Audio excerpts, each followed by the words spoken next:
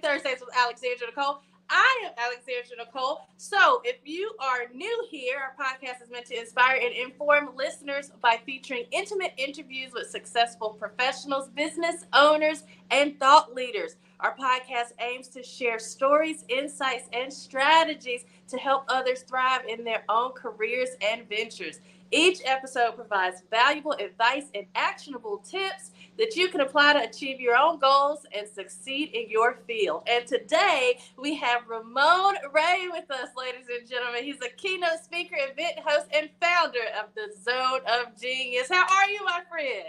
Alexandria, I feel amazing. I feel well. I just got some nice lip balm on my lips. I just took a sip of water. My wife just took me out for a date to some hamburger, soda-infused, sugar-infused, ketchup, French fry place down the block. So I'm feeling blessed and fantastically well. Thank you for asking. Excellent. It's so wonderful to have you here. We are doing it a little differently today. Usually we shoot in a studio. We shoot a Shine studio in Charleston. For today, Ramon is so absolutely amazing. We had to do a virtual interview to accommodate his schedule, and we're so happy to have you here with us, my friend. So let's get right into it. So tell us a little bit about you. Where did you grow up? Where did I grow up? That's a complicated question, but I answer the best I can. I spent the first, give or take, 10 years of my life in a Midwestern state, Ohio. And then I grew up as a teenager-ish in Brooklyn, New York, spending a few years in Maryland, and then spent my adult life in the New Jersey area. So I grew up in Ohio and Brooklyn. Are you currently in New Jersey? Yes, vacation capital of the world, New Jersey. Absolutely. Very good. I lived in Ohio for a while. I lived out in a place right outside of Cincinnati called Mason. So I lived there for a while. Yes. Okay.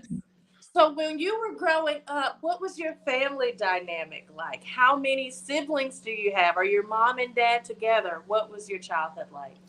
Those are personal questions, Alexandria. We're getting into it. I mean, what if I start crying? What if I say it's horrific? What happens? We learn from it. Grow from it. Let me check my disclosure now. I'm very blessed to have said I grew up in a wonderful family. I have two sisters, both are younger than me. One is in full-time Christian ministry. The other is a marketing executive at a nonprofit in New York City. And my two parents, my father did pass away about 26 years ago, some time ago. So it's a joyous thing today. You know, he passed away and it is what it is. You know, he was younger, but he passed away. And my mother's getting older, like all your listeners listening, our parents are getting older. And but I grew up in a beautiful family. And and then I grew up a little bit more on that. I'm a son of ministers, preacher's kid. And so I grew up in communal living. And I hesitate to say that because when you think of communal, people think about the show FBI or some ranch and they locking you in a dungeon somewhere. People calm down. Communal just means me and 3 or 4 of the families. We ate, well-fed, lived very well, but we lived together as a family unit for some time.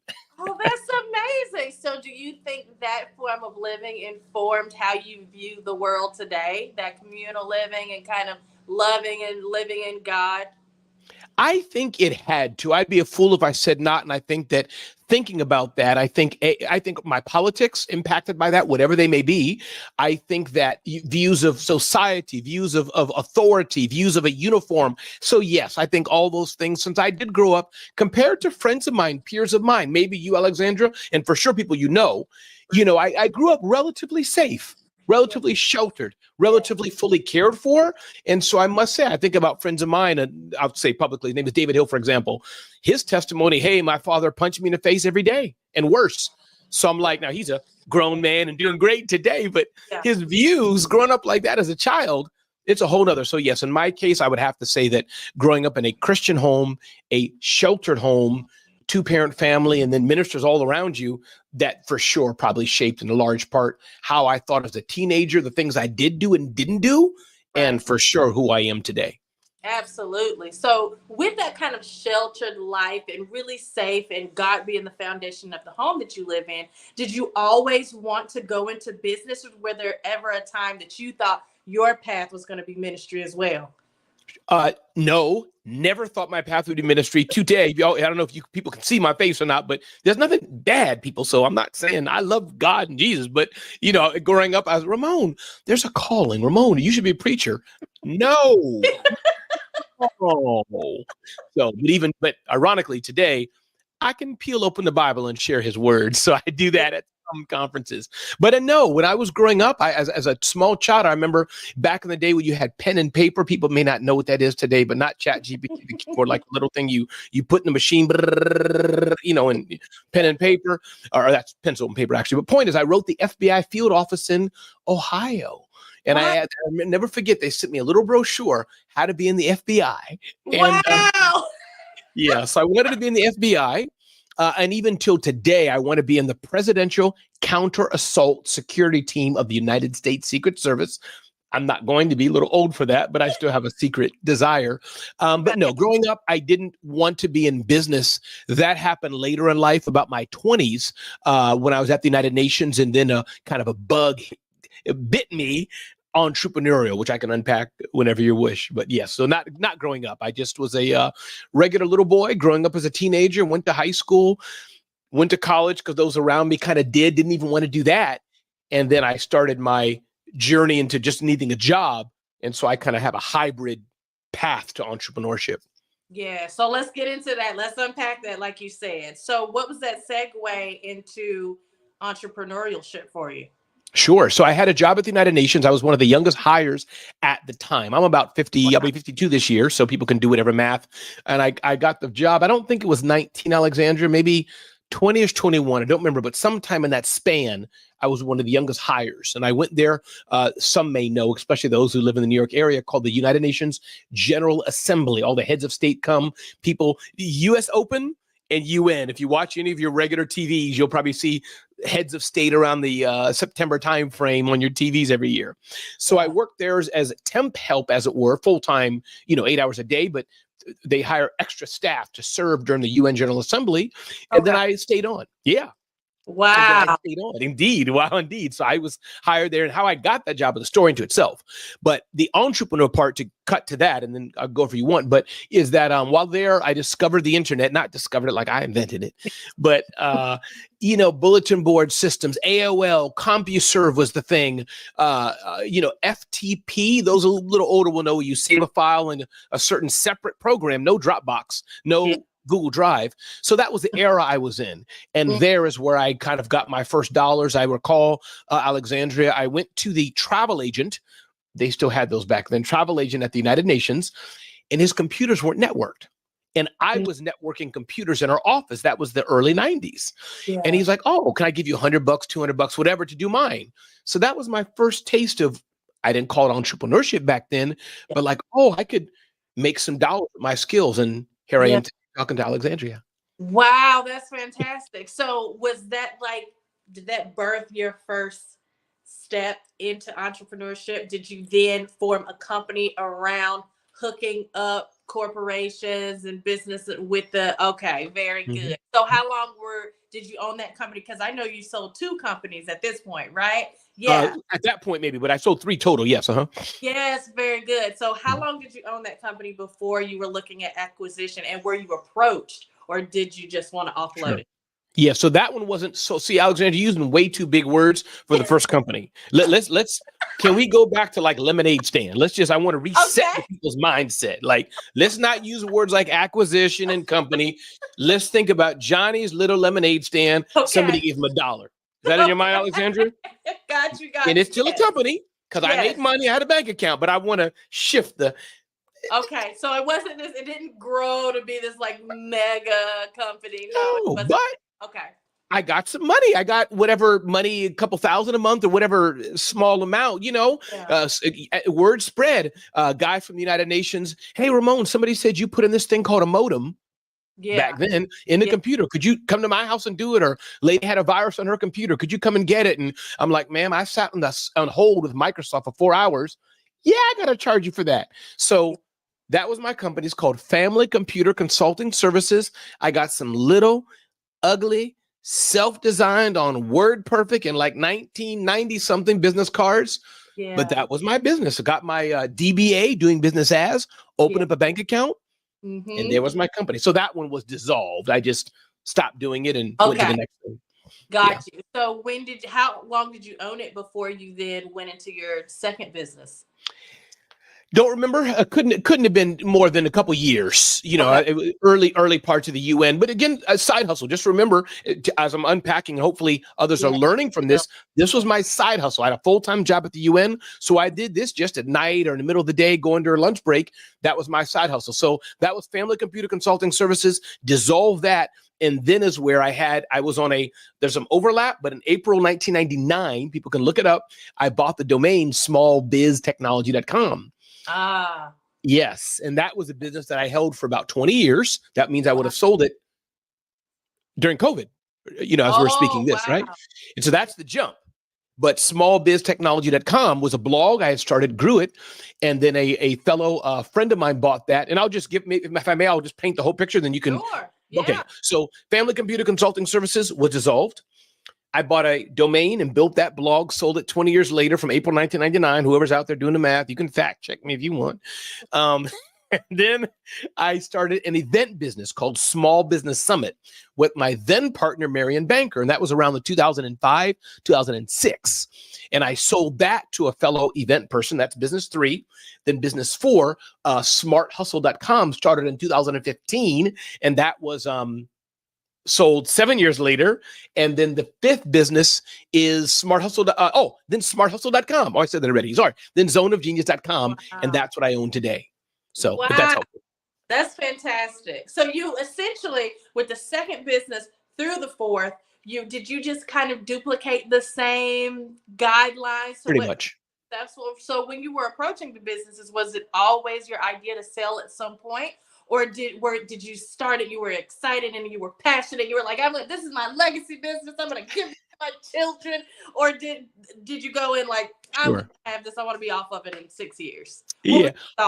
I think only with Zone of Genius, and again, I'm 50 plus years old. So only with Zone of Genius am I thinking wiser. I wouldn't say wiser, it's the wrong word. Different. And thinking maybe more maturely, because I've learned some things. So Smart Hustle was a passion, but I did it. It was making revenue. It's a small agency, and a large $1 billion brand, which Mark Cuban is on the board of, came to me and said, Ramon, how much do you want for it? Wow. I'm like, okay, here's what I want. I refreshed my bank screen. Say less. It's yours. Wow. Done. That's a little more detailed than that, but that was the essence of it. So that was Smart Hustle selling that. But no, only the small biz technology. All these started, Alexandria, passion. I love the world of content, speaking, and etc. And I guess God, and we all have different strengths. I'm sure you have strengths that I don't have. We all have different strengths, and for me, it's just content, leveraging, building relationships, and that's what I've done for the past 20.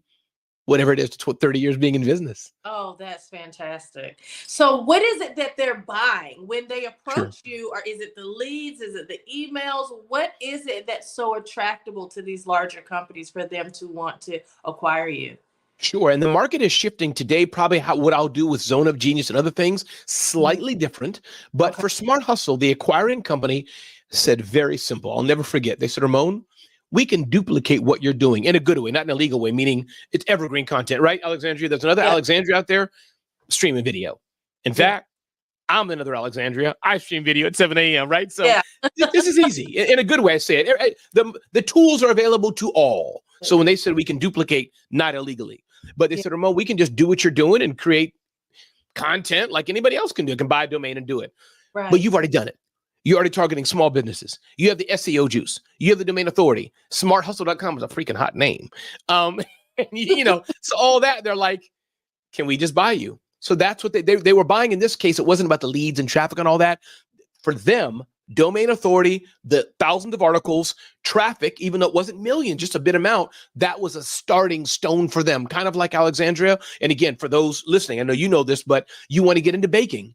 Maybe there's a small little bake stand, but they have the certificate of occupancy, whatever. They have the license to do a bakery. Maybe it's not making too much, but say less. They got the building. They got the little broken neon sign. I'll take this bad boy up.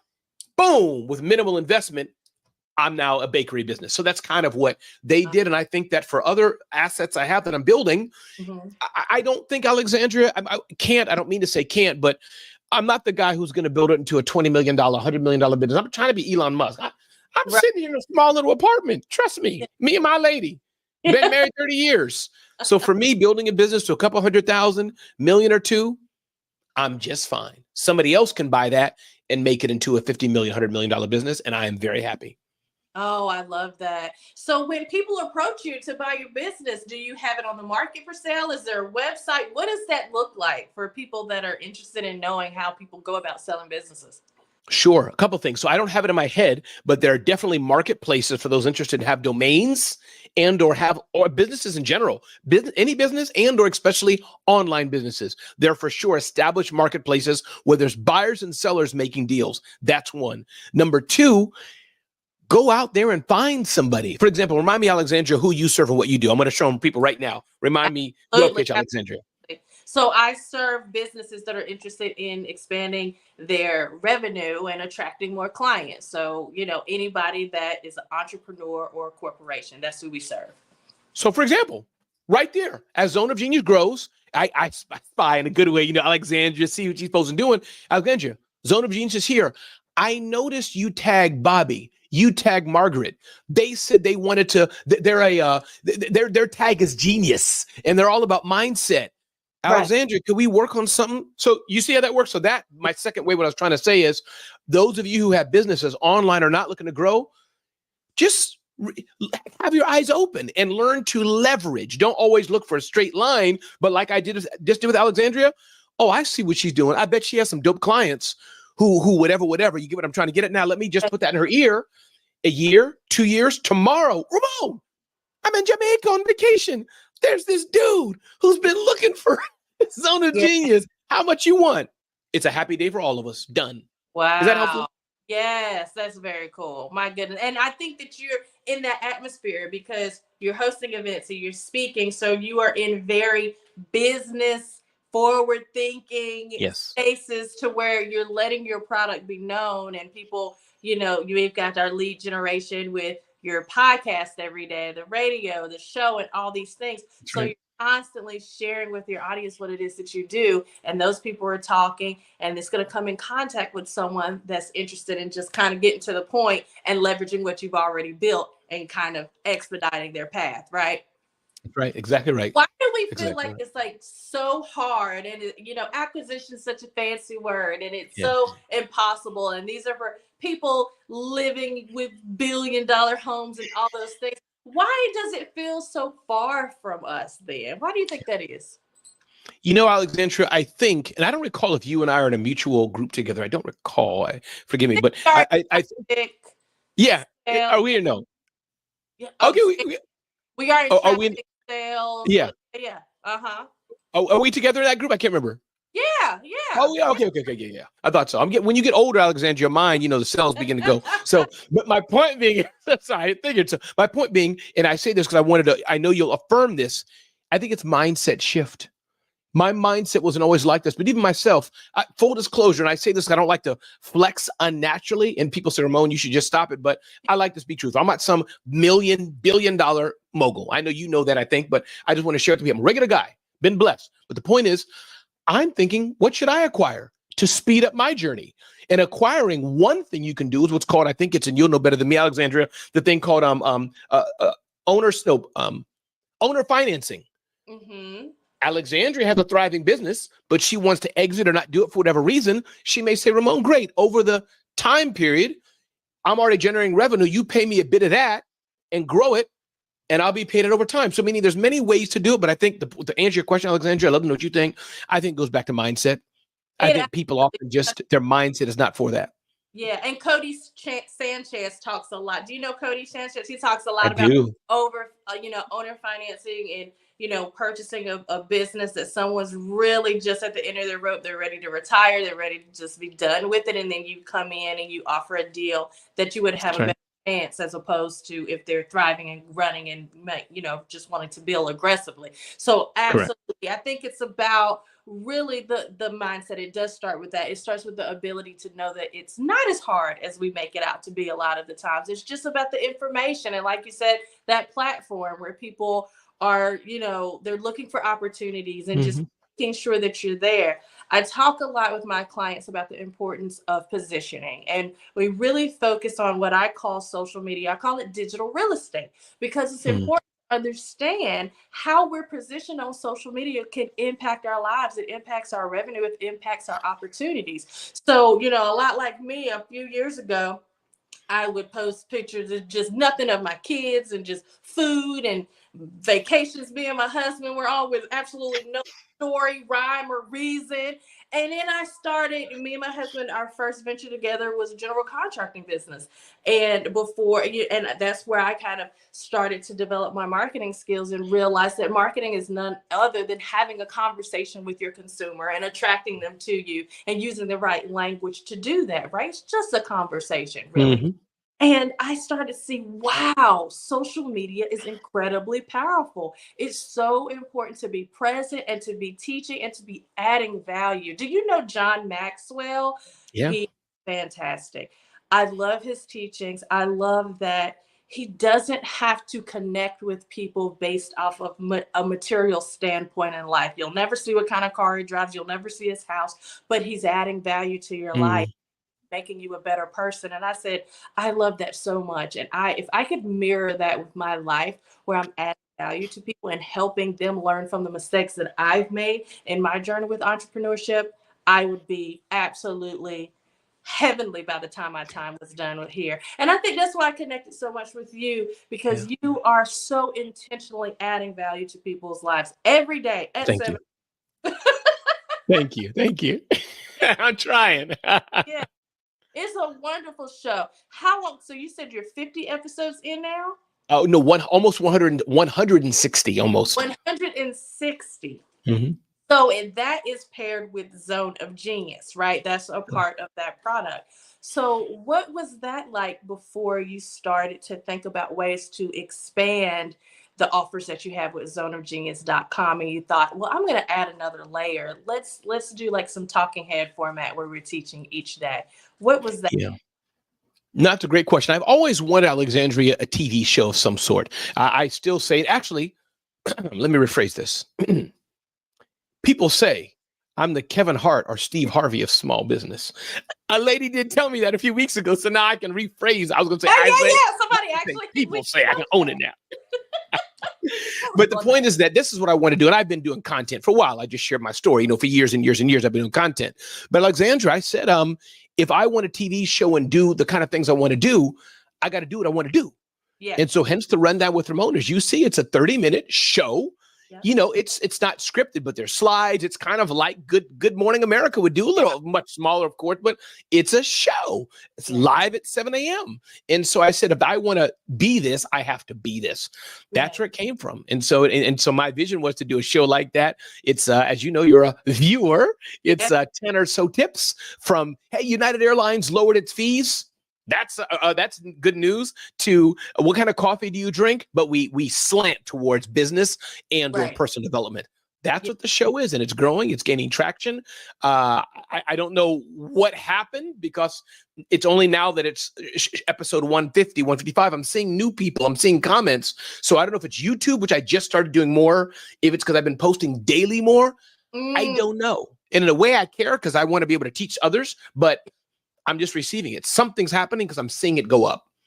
If I had to guess, I would say the daily aspect, that notification that we're getting alive every day, because when I started to tune in more, and I saw the same. It's just consistency on any level, it's going to rear more visibility. But this is the third year I've done Thriving Thursdays.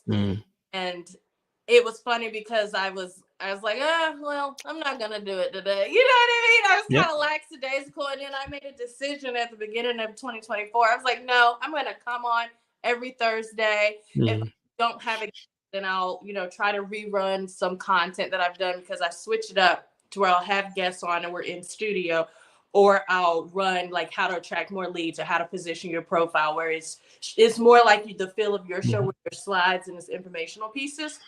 And I realized more viewership because people are like, oh, I can plan on Alexandria being on at 3:15 at this time. People weave it into their days. So now I pretty much gauge my day by what time I get the live notification. So I'm like, okay, getting into 7:00 now. You see what I mean? So it's about people becoming a part of people's culture and, how they gauge their day. So I think that helps. Yeah. Yeah. No, and I appreciate that. And I got that. I must say, my mentor in some way, Glenn Lundy, he was going live for 3,000 or so episodes over the last 4 years, and he paused, and now he's back up again. But to your point of people tune in for it, nobody is for everybody. Yeah. But I think everybody has somebody. And so I'm honored to know that Alexandria, she likes the show enough to tune in, and you're going to be there all the time, but that it's something part of her, you look forward to it. So I'm honored and blessed. Same way with when I think of this guy, Glenn Lundy, I learned so much. His show was very entertaining, and I didn't know what I would get. It was intentional. So, it's a mix. It could be about coffee. It could be about stock market on the Rundown with Ramon. Who knows? So, I'm glad that there is a following that's being built. Yeah. I love it. I know it's going to be interesting. I'm going to learn something. That's what I know when I'm going to tune in to Rundown with Ramon. So tell me, if someone on the outside is looking in and it looks like you've accomplished so much, you have a beautiful family, you have a wonderful life, you've sold several companies and you're building up another. Do you feel like you're accomplished when you are being introspective? Do you feel accomplished, or is there more that you seek to have up under your belt? I was walking into church in Wednesday night Bible study. Young girl who's about 11, 12 years old. I don't know what we got on something that made her say, "Oh, you were in Chicago yesterday?" I go to church in an urban area of Newark, in New Jersey. And she said, "Oh, you were in Chicago yesterday? You must be rich." I was so sad when I heard that. Yeah. Yeah. Because I was like, to her, being on a plane is like, wow. So my point, to answer your question, my knee jerk was going to be like, no, I'm nowhere. But I say that caution because, to help and to teach and to add value to others listening, right, to us, is that I want to be careful. Everything's in context. So I know that I've done some pretty cool things. Yeah. I've traveled all over the world. I haven't have a passport. I've been in a plane, done some things that half of Americans haven't done. Forget the world or whatever. Then you know what I'm saying. So there's that aspect. But for me and you, Alexandria, for me and you and those that are blessed to be going to a higher level, there's so much more I have to do, and I'm happy to share that if you like as well. If it's helpful, just please do. Should I? Yeah. So for me, Alexandria, I'm very happy that I provided a living for my family. My daughters, both my children are married and out of the house now. Put it that way. So. Point is that I'm happy, and my wife reminds me that I provided a very comfortable, a stable, good living for my family. I've done that, and I've done a lot of that working for myself. Part of it at the UN, but part of that's a feat. Many people don't. So I've done that, and I'm very proud of that. Number two, I've made some amazing relationships, interviewed the president, Seth Godin, all 5 sharks on Shark Tank, all those things, as you know. But the part where I need to grow at to, and where I need to do it, is I need to have a better cushion. I don't want to use retirement, but for retirement, my cushion's not where I want it to be. Number two, better recurring revenue and bigger and better for my life. So those are 2 things I need to work on. And my goal is to do it by the time I'm 55. That's how I'm retiring rich. But I need to make some more building blocks because I've done some investments. Maybe I should have been slower at, and et cetera. So is that helpful? What I'm trying to say, that yes, I'm happy where I've been, but I need to go further. Yeah. And everybody's goals are different, right? And they change over time and they look different. When we feel like, oh, we want a Maserati or we want a private plane. And then you get older, you're like, I just want peace. Like, everything. It starts to look a little different once your values start to change. That's right. You appreciate change. So that is absolutely fantastic. My goodness. So let's end here. What piece of advice would you give to our listeners? Wow. A couple things. I think one is that I'll focus it on business. I think that attitude and mindset, it's everything. When your mama, when your boyfriend, when your husband, when your auntie, when your pastor says you can't do it, says what the meanest thing to you that they mean to, or say it, what's the word? I mean, not meaning to, inadvertently, or they're not trying to be mean, but it came out mean, Yeah. So that's one. So my point is attitude's everything. Keep going. And I'm sure Alexandria can pour into you all day on this. So attitude's everything. I think two, keep going. But just be careful you're going in the right direction. I'm not one of these people, Tony Robbins or Oprah, whoever said, keep going, never get up. No, I do think you should give up sometimes. I'm sorry. If you're trying to get to California by going east, you need to give up. Not that you can't get there eventually because the world is round, but you should stop. Yeah. So I'm not saying, so that's number two, but keep going and be persistent. If you're the stories of Tyler Perry and others, especially if you're going in the right direction, keep going, build relationships, especially of trusting people. And if you don't have that, Alexandria's right in front of you. Follow her, get in her LinkedIn, follow her feed. So I'll pause there, but I think attitude's everything, build relationships and keep going, keep pressing forward, because maybe when you're just getting ready to not open that door, that was the door for you. My goodness. And it seems that that's when we are most vulnerable to defeat, right before there's some type of breakthrough too, right? So we have to remain perseverant, and it's easier said than done, because you have times where you're challenged and you do wonder if you're going in the right direction. Oh, that's a good follow-up question. What do you think is a good indicator that you're going in the right direction, or you may need to pivot? Yeah. I think for business, and again, people say, Ramon, why do you qualify it so much? Because again, I could talk about marriage and family and kids. I just think it's a different ball of wax. So that's why I'm trying to hone in on business. Yeah. But for business, I think the way is that one big thing, are people buying from you?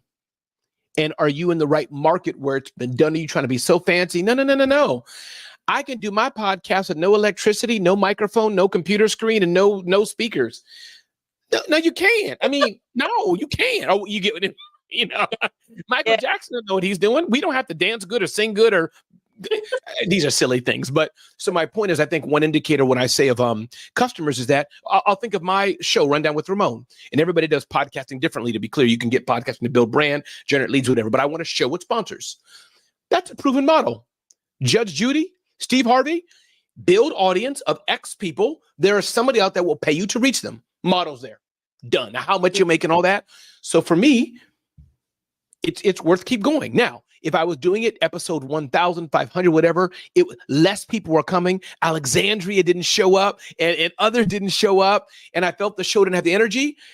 I may pivot a few times and keep doing it, but eventually I'd stop. So if that's helpful, because I do know people, I'm guessing, Alexandria, people or have family or friends that you're telling them, listen, I know you're trying to beat Burt Bees at the next lip balm, but they got an IP lock on yellow. Maybe you shouldn't. No, Alexandria, you know what you're talking about? Then you get a lawsuit, Alexandria. I told you. You try to be cute and call it Burt's Biz. Now you in trouble. You get what I'm trying to say, Alexandria. So that's good. That's a good indicator. Oh my goodness. This has been absolutely fantastic. Thank you so much for carving out time for our show and being here and adding value. This is absolutely amazing. Guys, if you are not familiar with Ramon Ray, you have to tune into the Rundown with Ramon. It's on every morning at 7 a.m. Is that Eastern Standard Time? Eastern Standard Time. Mm-hmm. 7 a.m. Eastern Standard Time. You have to tune in. He's absolutely amazing. His energy and his vibrance, his wisdom, it is a sight to behold. You definitely will learn and grow with being in his presence. Thank you so much for being here. Is there anything else you'd like to add? Thank you for having me and being a ray of sunshine to so many business owners. Thank you, Alexandria Nicole. Thank you. So we close out. Go ahead and run our prayer to say, oh, it's already up. Listen, he's on top of it. So we are a podcast that prays. So if you do not pray, we love you. You can go ahead and hop off.